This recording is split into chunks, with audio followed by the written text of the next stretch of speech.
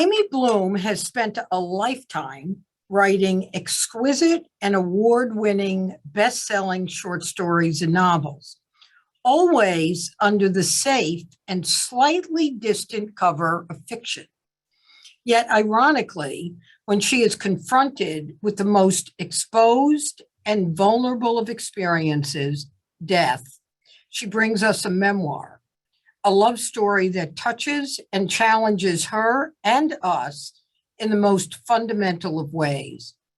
A couple of years ago, I interviewed Dr. Sunita Puri, who is the medical director of palliative medicine at Keck Hospital. Dr. Puri's memoir was a profound exploration of what it means for all of us to live and to die with dignity of purpose, that the ideal companion to a good life is a good death. That is the decision that Brian Amici, Amy's husband, had to confront when diagnosed with early onset Alzheimer's. What is a good death for him, and how would he make that happen? Amy's book, In Love, a memoir of love and loss, documents this journey. Her stunningly honest recounting reveals the frustration, the sadness, and the love. Brian asked her, I don't know, maybe even demanded, please write about this. And oh man, right she has, and lucky for us. Amy, welcome to Just the Right Book. Thank you. I'm glad to be here. I feel that this is always the place that I begin a book tour. Yeah, well, that's right. Yeah. I think every book come to me. Every book. Wow. So holy cow. It's always like a homecoming. I'm yeah. Glad to be Thank here. you, Amy. I love that. I love that. You know, as I read this book, I was kind of overcome or almost overwhelmed by the enormity of the circumstances and the and what you endured. I mean, you watch as your husband, as you knew him, change. You experience getting a diagnosis. You experience trying to figure out how to cope with this, decide what to do, ultimately Brian making the decision to die, and then watching him die. And was the grief something that you experienced incrementally? You know, we know each other for a long time. You're a pretty steady Eddie. Or did you march through it and then at the end experience all the grief? What was that process like for you, Amy?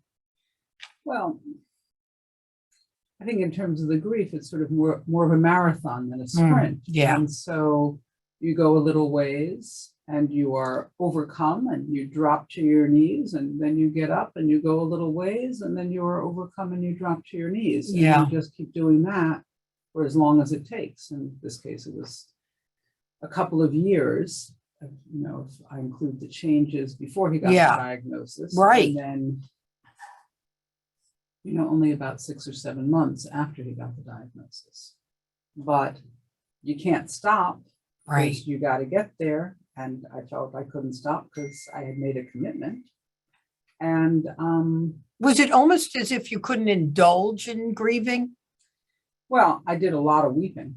But you know, there was never what I had always sort of imagined grief to be like, where you crawl into bed and pull the covers up. You couldn't do that. That was just not available to me. Yeah. Did that make you angry? No, because I suppose it's like climbing a mountain. Mm-hmm. You know, you don't really take time off to think about, was this really a good idea? Or, oh, I should have packed more baked beans. You just keep climbing.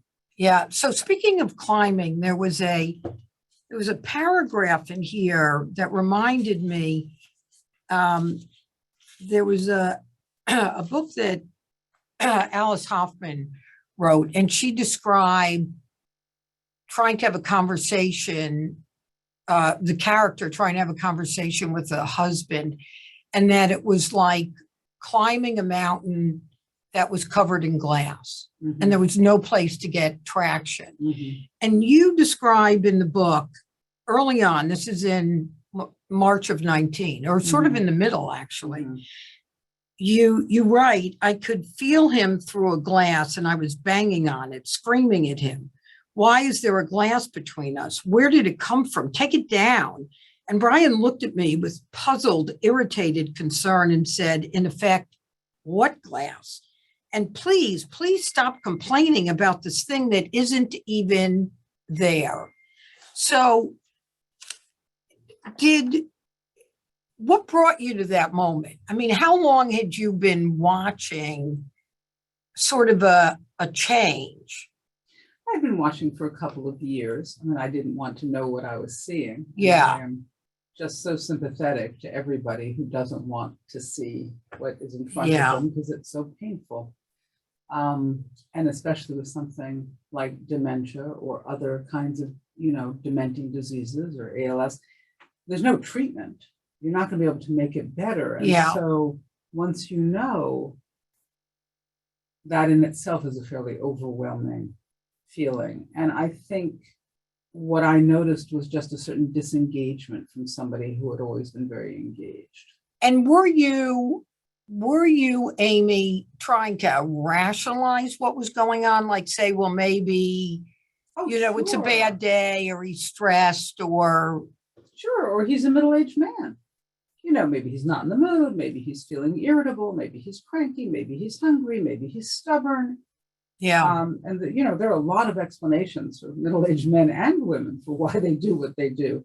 But at some point you realize that every day you are coming up with an excuse or an explanation. And so at some point you start to think, there is really no other explanation for it. And I think for me, that was his carrying around his paper calendar every day from room to room, regardless of the subject. Yeah. Because you used to keep a notebook, right? Right. But the notebook would be things like, honey, your mom called, or great news, such and such is playing on Saturday night. Let's go. It wasn't a calendar. It was not. I mean, we did have a calendar for, things that were important, but mostly this was just letting each other know, out of toothpaste.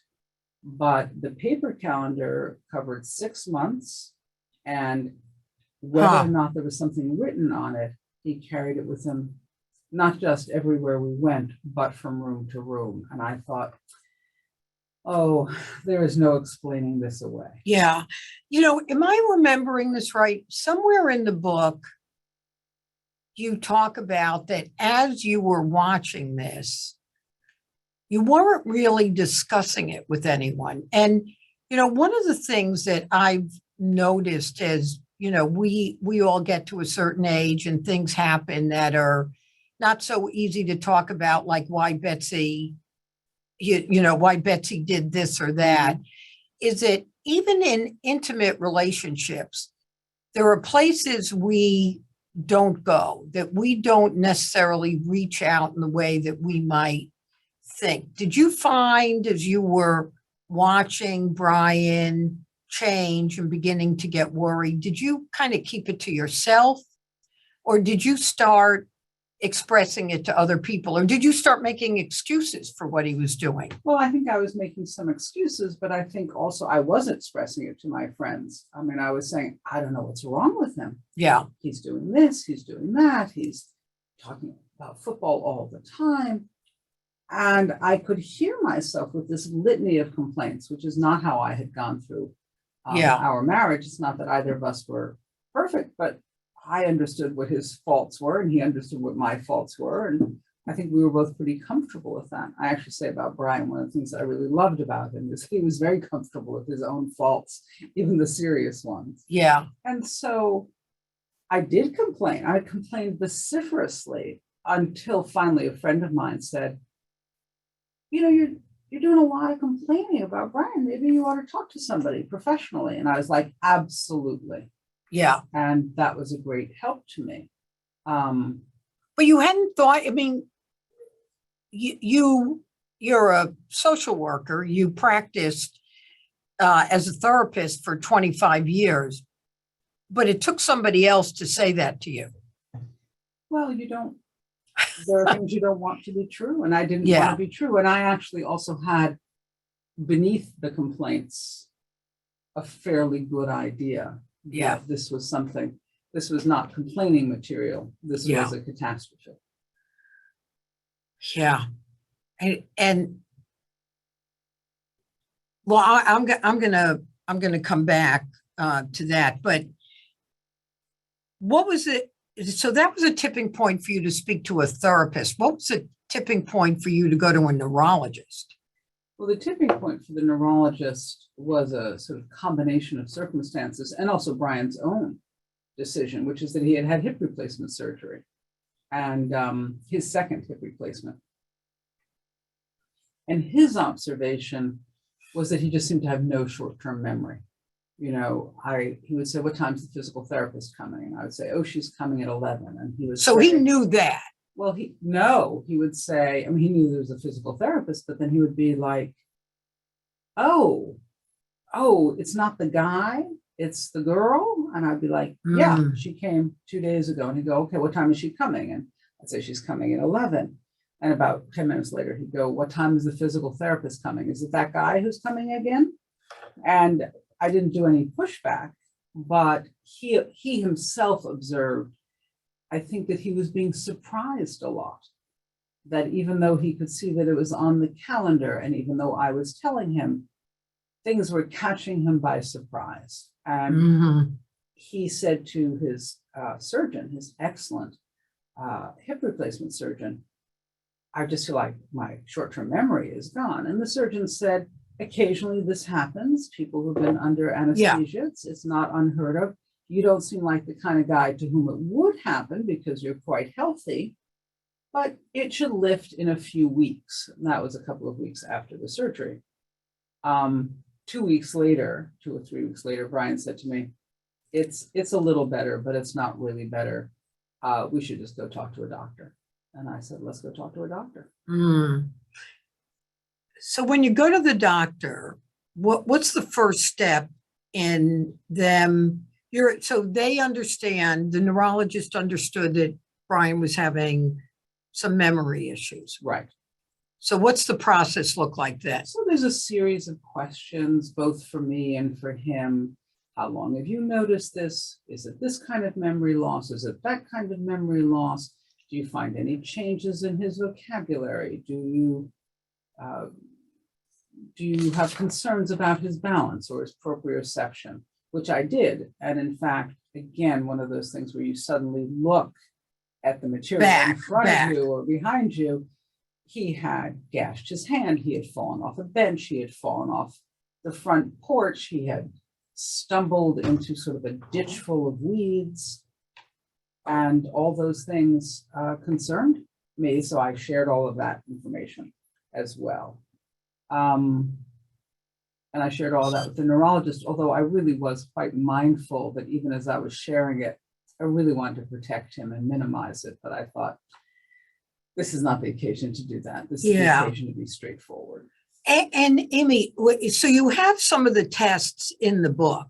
Yeah. Right. So I wonder how, now the book pub today, right? Mazel tov. And so I started looking at those tests and I'm thinking, okay, I'm going to take some of these questions. The clock test is popular. Right. Yeah. That's the one I was going to bring up, the clock test. What is it? Describe the clock test and what is it about that would be revealing? Because it seems pretty straightforward. I think it is both revealing and straightforward. Basically, the neurologist or who's ever doing the test. And one of the things that's sort of great and terrible is you don't need to be terribly sophisticated to give somebody these tests and to score the results. You don't really have to be a neurologist in order to look at somebody's clock results. You just have to understand what's involved. And so they'll say, draw a clock and make the hands show 10 minutes of one. And there's a wide range of ways in which people fail to do this when they have cognitive decline.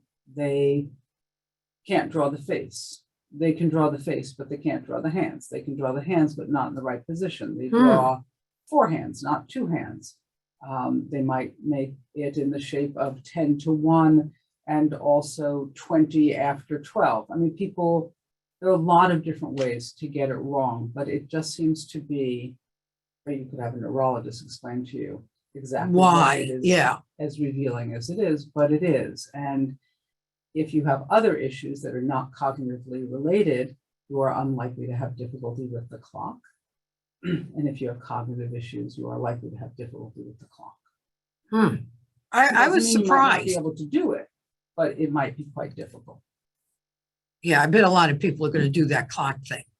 I imagine so. I remember somebody telling me, as we're all getting older and, you forget a name, you forget this or that. And somebody once said to me, well, don't worry if you forget that utensil is a spoon. Worry about it if you don't know what a spoon is for. Yes, or let's say, don't worry if you put your keys in the freezer. Just worry if you don't know what the keys are for. Yeah, That so it's a similar kind of thing. But that is way down the road. And so the fact is, if you were in a situation or a loved one was in a situation where you no longer knew what the keys were, you would have had the dementing disease not only for several years, probably for 5 or 6 or 7 years to get to that point. And long before you would reach that point, you would have struggled with language, with nuance, with abstract thinking, with balance, etc. One of the things that shocked me in the book was Brian takes a test. He has an MRI. You and Brian meet with the doctor, and he confirms that Brian has early onset Alzheimer's. Well, as they say, most likely, because we don't know. You can't, right. Unless we do an autopsy, we can't say, but most likely, and most likely has had this for several years. Right. So, and then, had I read this right? They then had nothing to offer. Pretty much. Like nothing. Like, okay, thank you, Brian and Amy.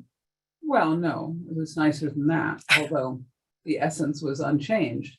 You could go and get a second opinion. You could get an improved test. Maybe there would be more interpretations of the MRI. You might want to try one of the medications that for a very, very small percentage of people succeeds in modifying the symptoms for a very limited period of time, after which they return at their full level. And the side effects of which can be very, very hard on the body. Yeah. So all of those things were said to us. It's not that there was good luck to you. On the other hand, at the end of the day, it was pretty much stay in touch. Eat blueberries. What did that feel like at that second? Well, it's been more than 2 years and I'm still mad about it. So it felt like we were in free fall. Yeah. We're privileged people who live in America. We figured there would be some medical treatment. There'd be an answer. Or something like medical treatment. And as it turns out, even a placebo. Placebo, I wouldn't have minded either. I don't think he would have minded either. But in the end, lots of suggestions about things that you can do to minimize the exceptional difficulty of the life you will be living. The first thing the doctor said was Brian should not be driving. And he said, oh, because I might get lost. And the doctor said, because you might kill somebody. Also, he should remove the contents of his wallet. He should make sure not to be responsive, to strangers phoning him for asking for information, not to be scammed. I'm trying to think what else. Exercise was a good idea. Plenty of sleep was a good idea. Eating blueberries was a good idea.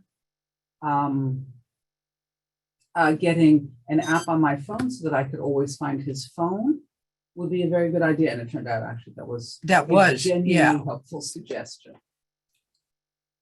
And that was the end of the things that would help. I mean, everybody hopes and everybody wants to suggest things that might make it better, but there is in fact no cure. and no treatment.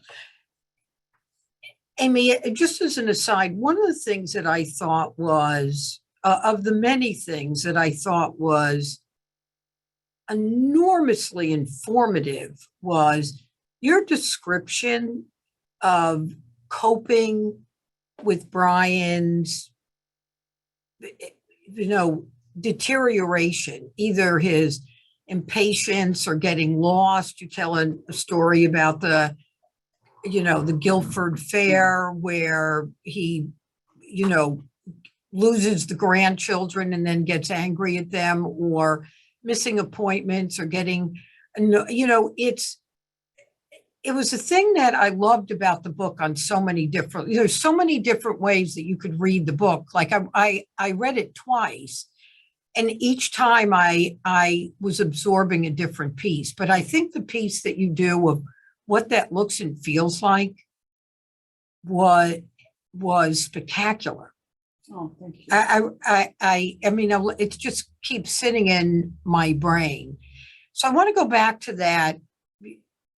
I want to go back to being in the neurologist's office. Very quickly, Brian makes the decision, and he, as you say, he says he wanted to die on his feet, not live on my knees, and decided that he very quickly seemed to decide that he wanted to end his life before he would be on his knees. Were you shocked? Were you surprised? Did this seem consistent with what you knew about Brian? Well, I was surprised because he made the decision. I mean, we had a long, weepy, private weekend. Yeah. But after canceled your plans and took to bed. Right. But after that weekend, he was very clear. And once I got over the surprise that was so clear to him, I wasn't surprised at all. It's 100% who he was. Mm. This is a guy who never backed down, never backed away from a fight, right? His number one principle in life is that there's going to be a fight, throw the first punch. I mean, that is just who he was. His second principle was better to ask forgiveness than permission. Yeah. So, this was a pretty fearless, hard-charging guy. This is somebody who loved football, partially because he loved contact.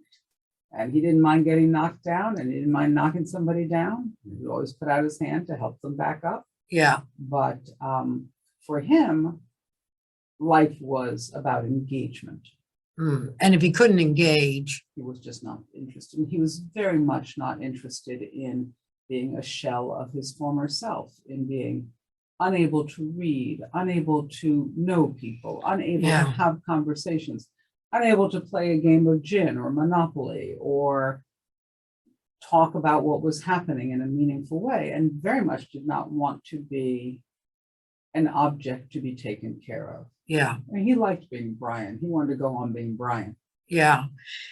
And I probably shouldn't say this, except it was in the book, but I did laugh out loud at Brian's line after he proposed to you that at the right time you'll figure out how to kill him. Mm-hmm. And then you said to him, well, you're going to go to jail. And his line was, you'll do great in jail. You're so resourceful. You're a leader. You'd be great. I thought, well, he was able to retain that kind of, you'll do fine in jail. No problem. Yeah. But really, what were your options at that point? So you come up with this like seemingly logical, appropriate for Brian step. Now what? Well, now, basically, if you're in the United States of America, you are just out of luck. Yeah. Because even though we have what are called right to die states, and I know that people probably said to you, well, why not just go to Colorado or Vermont? Colorado or Wyoming or Vermont, but they haven't read the laws. Yeah. And the laws, it will not surprise you, are cookie cutter similar. suggests that there might be a guiding hand. Yeah. But they're all 6 months to live with a terminal disease, that doctors declare is terminal and that you will be dead in 6 months. In other words, even if you had a terminal disease that was going to end your life in a year, that is not good enough. And you must be able to take the medication. Regardless of the degree to which you're compromised, incapacitated, or anything. No, pain, suffering, and a commitment. Immaterial. Immaterial. So it's 6 months and a terminal diagnosis. I think in a lot of places you have to have 2 doctors attest to that. And then you have a series of interviews, usually 2 oral and 1 in which you submit a written sort of testament to your circumstances. And if you pass through the eye of the needle, then a doctor, if you can find that doctor, will prescribe a lethal dose, and then you are responsible for administering it to yourself. Now, the number of people who are in fact terminally ill who can do that is not enormous. Yeah. And if you are in a state of cognitive decline, you're simply not eligible because, of course, you don't have 6 months to live, although you do, in fact, have a terminal disease. Yeah. I kind of understood that, not to the degree I did after reading the book, but one of the other people in the book that I would say I was in love with was Wayne. Oh, Was that his name, the psychiatrist? yes, the great Wayne, as he's known in my house. Yeah, because what Wayne seemed to understand, with which the neurologist did, and then Brian's therapist didn't seem to understand, is that you've got this skinny line between having the ability to execute on a decision and it being too late. Yes. And the other doctors didn't seem to quite get that. Well, it's possible that they didn't understand it. It's also possible that that prospect is daunting and dark and difficult. Yeah. And they preferred to say things like, one last trip, focus on joy. Mm. Which I appreciated in principle. Well, you sounded annoyed in the book about that. I think even now to say that I was annoyed is to understate it by 1,000%. Because it was presumptive. I found it infuriating. Yeah. And Brian found it infuriating. He's like, I would like to have joy. I would also like not to have Alzheimer's. Yeah, right. And so Wayne actually became way more useful than and compassionate than others that you ran into. He was extraordinary. He Yeah. was, first of all, a wonderful and skilled therapist who's just so helpful for me in bearing the grief, in recognizing, as I now think all the time, grief is the price you pay for love. Mm-hmm. And if you have loved, then you are often, I think, prepared for that price. And also understood the practical circumstances. And having then interviewed Brian, he was very clear that this was a strong-minded man who knew what he wanted to do, who still had the cognitive functioning to make that decision. Who had that skinny spot, right. He was still occupying a spot in which he had enough cognitive understanding of what he was doing, what he was saying, and what he was planning, which is sort of what we think of as discernment. You know, Amy, when you talk about the love and the loss and understanding that, you know, I think about, I probably as I get older, think about it more, that both of my parents, who both experienced horrible things in Europe, came out of it with 2 different ways of approaching it.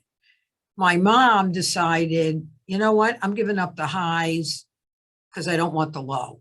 Mm-hmm. And my dad decided, I don't want to give up those highs. I'll take the low. Mm-hmm.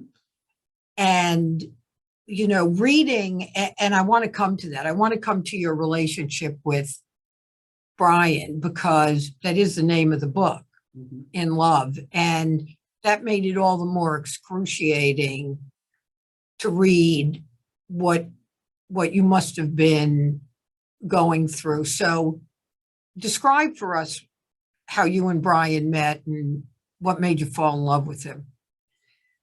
I think I fell in love with Brian. He had a lot of lovely qualities. So despite the bad haircut and the terrible glasses, which had to be improved immediately, he was just so big and full of life and full of noise and full of enthusiasm. He was just the most game person I had ever known. You say to Brian, honey, there is a drag queen parade in Coney Island. If we leave now, we can get there in time for the talent show. He's like, let me get my hat. Yeah. You know, we were. I love that quality. It was game. Just terrific. I was at an artist residency and Brian snuck in. And that night we had decided to have a big party. It was not a large group of people. And we had decided to have a gay party and everybody was going to make their best contribution because we had, I think, slightly more of our group was gay than was not. And one of the guys said to Brian, you should be in a kissing booth. And Brian said, I am thrilled. And he was wearing his red, I still remember this, his red V-neck sweater and a pink tourmaline necklace that one of the girls had put on him and a tiara. And he was good to go. He was, I am ready. Doors are open. So that's a wonderful way to be in this world. And that's a lot of what I was drawn to. Plus, he was a great reader. Yeah. He was a really good architect. And he loved you. And he loved me to pieces. Yeah.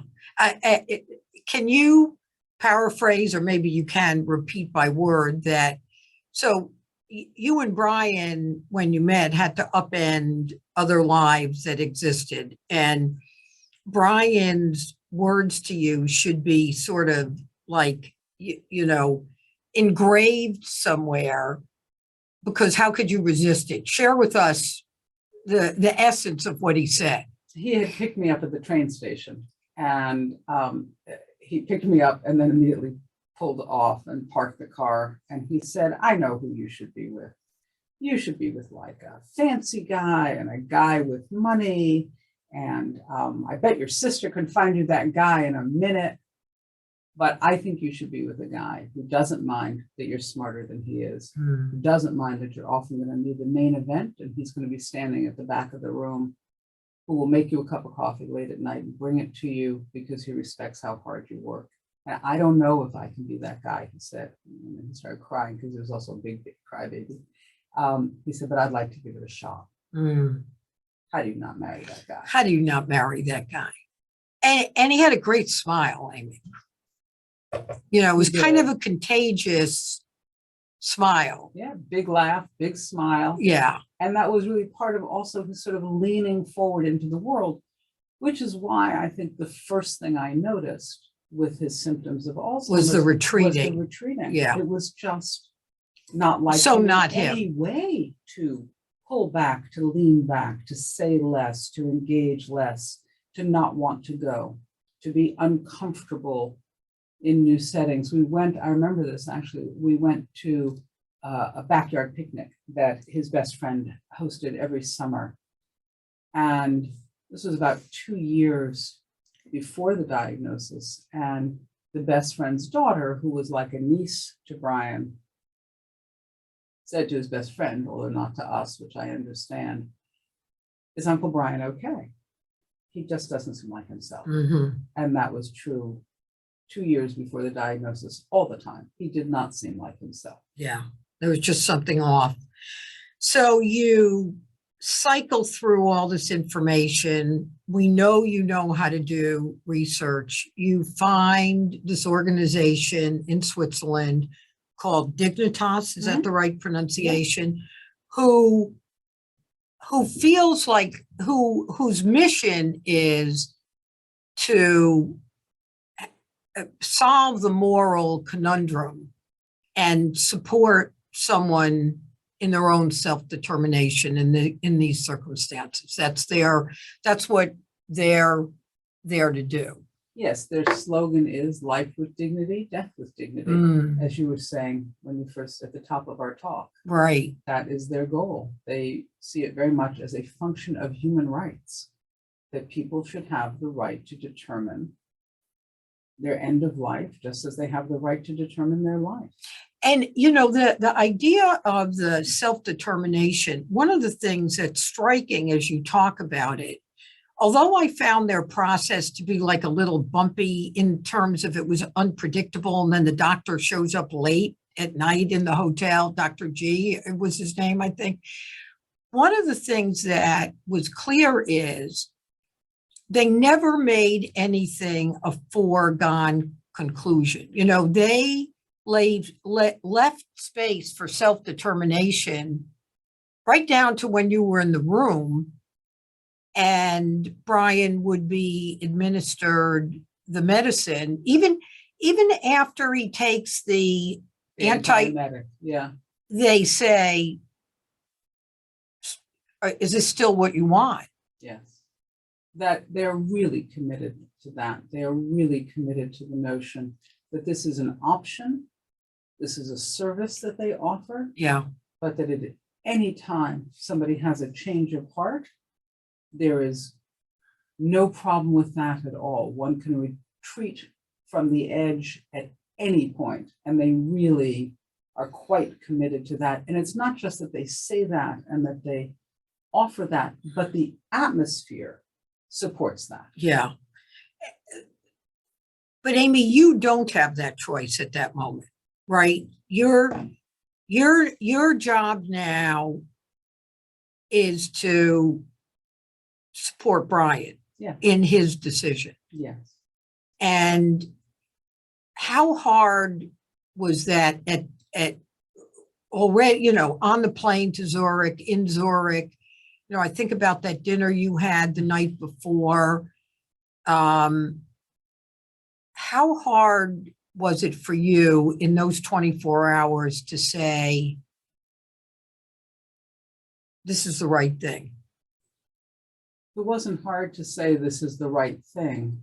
It was hard for me to know that it was the right thing for him, and it was necessary for him, and that my job was to support him in that. And Amy. there wasn't a lot of room for other things. It's not that I didn't feel you must have felt it though. I felt it in every inch of my body. I mean, you must have been fighting yourself all the time. It was very tiring.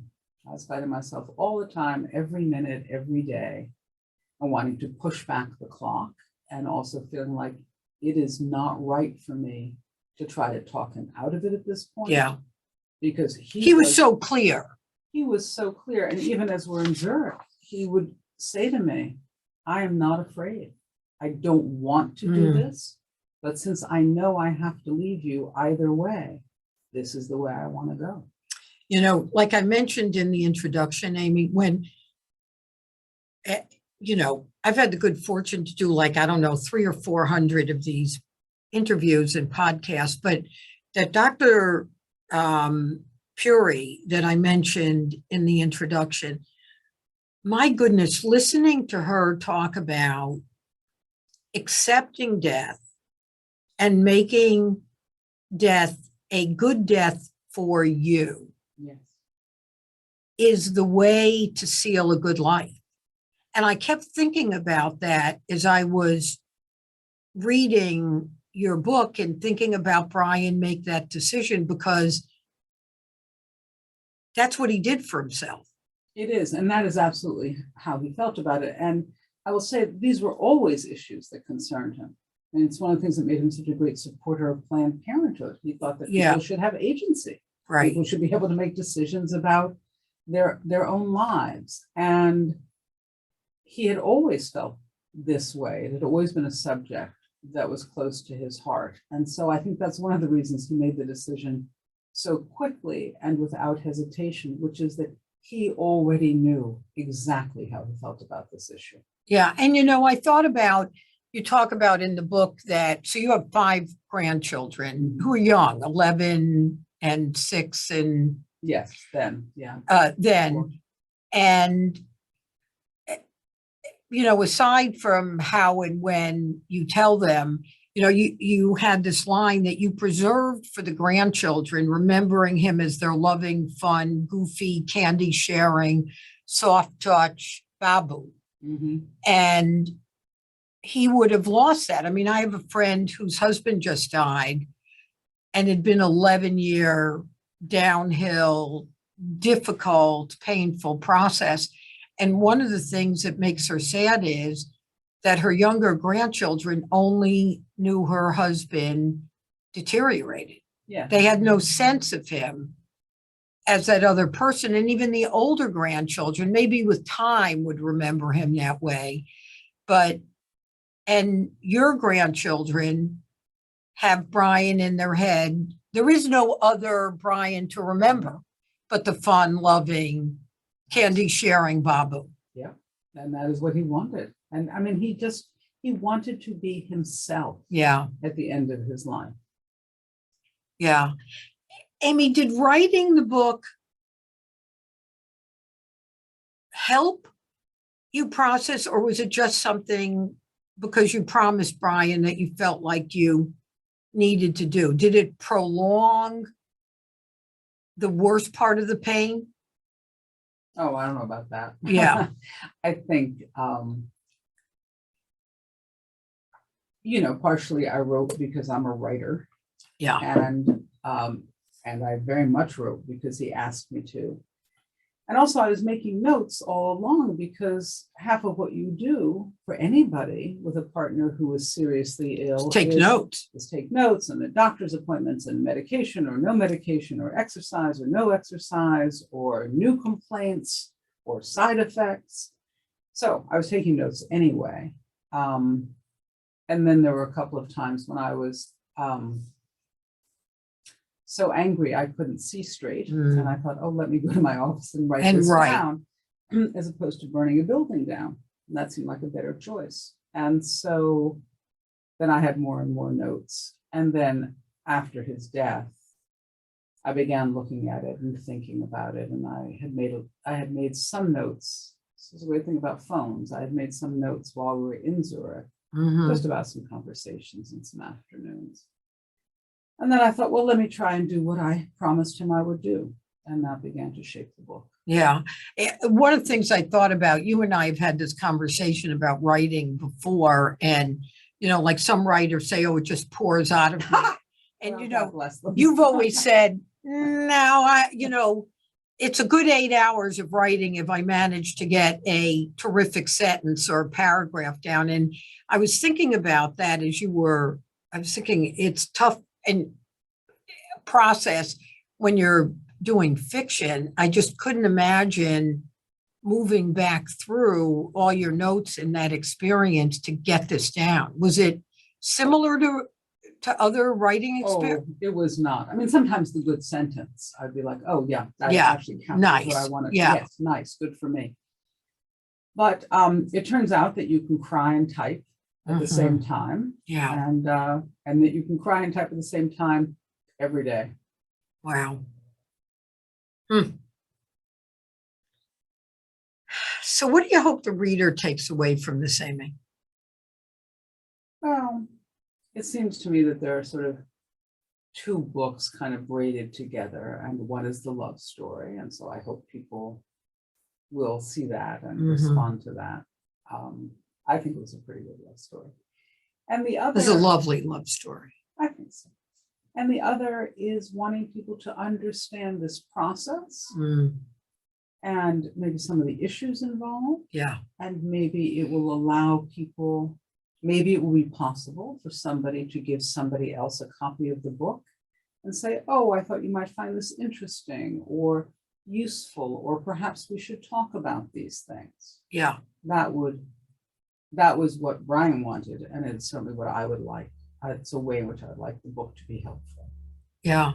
And so we're going to close with the poem that Brian loved, and that was read at pretty exuberant, joyous memorial service that you had at the library across the street from you. So I'll make my closing comments now and let the podcast end with your reading the poem. You know, I do think, having read the book, that it will give people permission to have conversations that they might put off. That is my wish. You know, it makes it safe because you're so transparent in the book and so honest. Something that somebody might be afraid to say or look at or appreciate, I think you give them permission to sort of raise their hand. And I hope so. I think you did that. I do. You know, I was grateful, Amy, to have read the book, and I think lots of people will. Plus, I love the way you write, honey. I'm glad. I just love the way you write. So we have been talking with Amy Bloom, the author of In Love, a memoir of love and loss. And Amy, if you would read this for us. So this is a poem by Zimborska, one of Brian's favorite poets. It's called Allegro ma non troppo. Fast, but not too fast. Life, you're beautiful, I say. You just couldn't get more fecund, more befrogged or nightingale, more anthillful or sprout sprouting. I'm trying to court life's favor, to get into its good graces, to anticipate its whims. I'm always the first to bow, always there when it can see me with my humble, reverent face, soaring on the wings of rapture, falling under waves of wonder. Oh, how grassy is this hopper, how his berry ripely rasps. I would never have conceived it if I weren't conceived myself. Life, I say, I've no idea what I could compare you to. No one else can make a pine cone and then make the pine cone's clone. I praise your inventiveness, bounty, sweep, exactitude, sense of order, gifts that border on witchcraft and wizardry.